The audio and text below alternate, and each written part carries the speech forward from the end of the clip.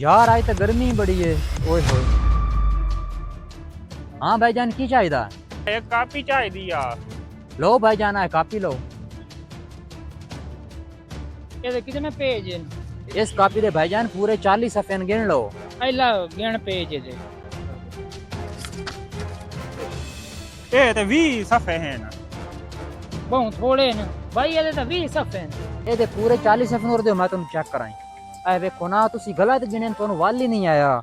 ऐ देखो ऐ एक ऐ दो ऐ त्रा ऐ चार इन डबल करके गिनी दे तुसी सिंगल गिनी गए हो। कितने पैसे है कापी के? भाईजान 20 रुपये हो गए थोड़े। हेलो